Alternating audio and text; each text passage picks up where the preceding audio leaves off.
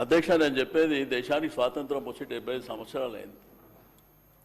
ఇది చేయాలనుకున్నప్పుడు ఈ దేశానికి స్వాతంత్రం తెచ్చిందే మేమన్న వాళ్ళు, ఈ దేశాన్ని 55-60 సంవత్సరాలు పరిపాలన చేసిన వాళ్ళు, ఓకే మాట్లాడదామంటే మాట్లాడదాం, నాకేం అభ్యంతరం లేదు. రేపు మేము అధికారంలోకి మీరు రిజర్వేషన్ల కోసం అడిగే రోజులు కూడా వస్తాయి. అది గుర్తుపెట్టుకోండి. మా అన్నలు ఇద్దరు గొప్పగా చెప్పారు, ఇది 9th షెడ్యూల్లో పెట్టాలి అంటే ఏదో కొత్తగా ఈత నేర్పించినట్టు 9th షెడ్యూల్లో పెట్టాలని మేము చెప్పేది కాదు, చరిత్ర చెప్తుంది. హైకోర్టు జడ్జిమెంట్లు, సుప్రీంకోర్టు జడ్జిమెంట్లు ఉన్నాయి, అవి పక్కన పెడదాం. మరి ఈ రాష్ట్రంలో ఉన్నటువంటి మేజర్ కమ్యూనిటీలో మున్నూరు కాపు కులం ఉంది, మా గుల్ల కుర్మలు ఉన్నారు. మరి వారి ప్రాతినిధ్యం ఏమైంది అధ్యక్ష? దానికి కూడా 9th షెడ్యూల్లో పెట్టాలా? 9th షెడ్యూల్ పెట్టాలా? మరి 20,000 కోట్లు బడ్జెట్లో పెడతామని చెప్పారు కదా, మరి సంవత్సరానికి 20,000 కోట్ల బడ్జెట్ పెట్టి 1,932 కోట్లు ఫస్ట్ ఇయర్ ఖర్చు పెట్టిండ్రు.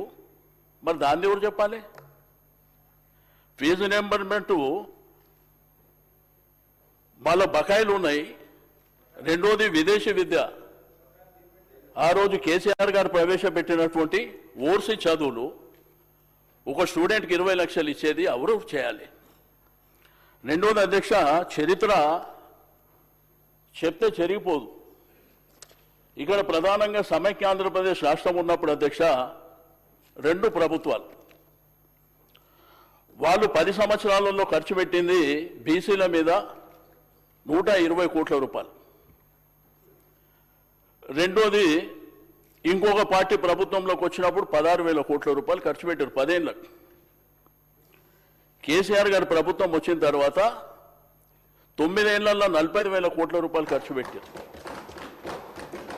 రెండోది చట్టసభల్లో వాళ్ళకు ప్రాతినిధ్యం ఉండాలని చెప్పి ఏదైతే పవిత్రంగా భావించేటువంటి ఈ శాసనసభ స్పీకరు బీసీ బిడ్డను కూర్చోబెట్టాడు కేసీఆర్ గారు. శాసన మండలిలో మన సెక్రటరియట్లో మన స్వామిగౌడ్ గారి గురించి మీకు అందరూ తెలుసు, వారిని కూర్చోబెట్టాడు. పార్లమెంట్లో అత్యున్నతమైనటువంటి రాజ్యసభ, ఎందుకంటే వాళ్ళకు నియోజకవర్గాలు లేవు, ప్రాతినిధ్యం లేదని 2 బీసీ బిడ్డలని రాజ్యసభలో కూర్చోబెట్టారు. బండా ప్రకాష్ గారు కావచ్చు, లింగా యాదవ్ గారు కావచ్చు. అంటే నేనేమంటా అంటే కేసీఆర్ గారు ఒక ప్రయత్నం చేశారు. గురుకుల నేను ఈ 2 రాష్ట్రాల్లో నేను ఒక పెద్ద బ్రాండ్, నాకు ఎవరు సర్టిఫికెటో కిరీటమో పెట్టే అవసరం లేదు. రెండోది ఈ శాసనసభల మీ అందరికంటే సీనియర్ నేనే, మా శ్రీధర్ అన్న నేనే ఉంటాం, మా దామన్న ఉన్నాడు. కాబట్టి 2 రాష్ట్రాల్లో కూడా నాకేదో కిరీటాలు వస్తే తీసుకునేది కాదు, కష్టపడి శక్తితో పైకి వచ్చినటువంటి వ్యక్తిని. నేనేమంటా అంటే కేసీఆర్ గారు ఒక ప్రయత్నం చేశారు. రాష్ట్రంలో విద్య ఉపాధి అవకాశాలు ఉండాలని వారు గురుకుల పాఠశాలలు 19 ఉంటే 327 వరకు తీసుకెళ్ళారు. ఇంజనీరింగ్ కాలేజీలు పెట్టిర్రు, డిగ్రీ కాలేజీలు పెట్టిర్రు, మెడికల్ కాలేజీలు పెట్టిర్రు, లా కాలేజీలు పెట్టిర్రు, మహిళా కాలేజీ కూడా పెట్టిర్రు. వారి దగ్గర ఒక 4,311 మందికి ఉద్యోగాలు కూడా ఇచ్చారు. రెండోది గ్రామీణ ఆర్థిక వ్యవస్థ బలోపేతం కావాలని మరి అనేకమైనటువంటి సంక్షేమ కార్యక్రమాలకు కూడా వారు శ్రీకారం చుట్టారు. నేను అడిగేది ఏంటంటే కామారెడ్డి డిక్లరేషన్లో మీకు ఇది తెలియకనా? ఆల్ ఇండియా కాంగ్రెస్ పార్టీ చరిత్ర 140 సంవత్సరాలని చెప్తారు కదా, ఇది మనం భారతదేశంలో అధికారంలో లేము అని తెలిసి కూడా మీరు ఎవరిని మోసం చేయడానికి పెట్టిన అనేదే కదా నేను అడిగేది. సరే, కాంట్రాక్టులల్లా బీసీలకు 42% రిజర్వేషన్ ఇస్తారని చెప్పారు. రెండోది సీనన్న మాట్లాడితే ఏం చెప్పిండంటే లోకల్ బాడీస్లా పార్టీ పరంగా ఎవరు ఇచ్చే అవసరం లేదు, గడిచిన 10-15 సంవత్సరాల నుంచి 65% లోకల్ బాడీలో ఉంటుందే బీసీలు.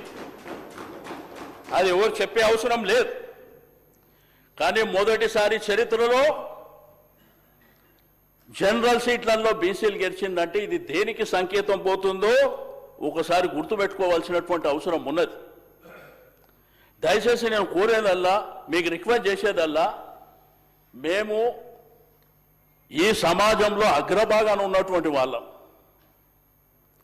మా పాపులేషనే 51%, 56 కులగణన చేసిన తర్వాత దాన్ని 46కు తెచ్చారు. మీరు మైనార్టీలను కలిపి పెట్టారు, అది మీరు చూసుకోండి ఒకసారి.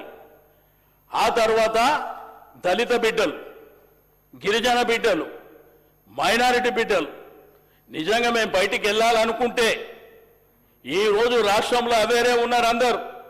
మేము నిజంగా కూడా బయటికి వెళ్ళాలని సమాజం అనుకుందనుకో, ఆ తర్వాత జరిగేది మీ రిజర్వేషన్లు ఆడుకునే పరిస్థితి వస్తుంది అనేటువంటిది నేను ఈ సందర్భంగా తెలియజేస్తున్నా.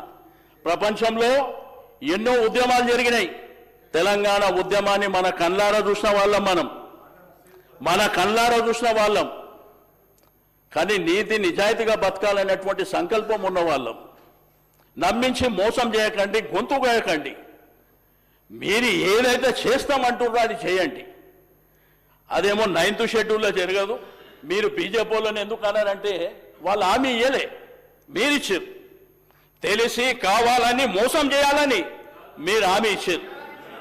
భూసాని కమిషన్ వేసిర్రు, భూసాని కమిషన్ వేసిర్రు, టేబుల్ చేసిర్రా, పబ్లిక్ డొమైన్లో పెట్టినరా, పబ్లిక్ డొమైన్లో పెట్టినరా, పెట్టలే. ఈ విధంగా ఎవరన్నా మాట్లాడుతుంటే అవి ఇవ్వండి అధ్యక్ష, అవకాశం నాకేం అభ్యంతరం లేదు. నేను ఎవరిని విమర్శించడానికో ఎవరిని టార్గెట్ చేయడానికో నేను చెప్తలేను. మాట్లాడమన్నాడు, నాకు అభ్యంతరం లేదు. మంత్రి గారు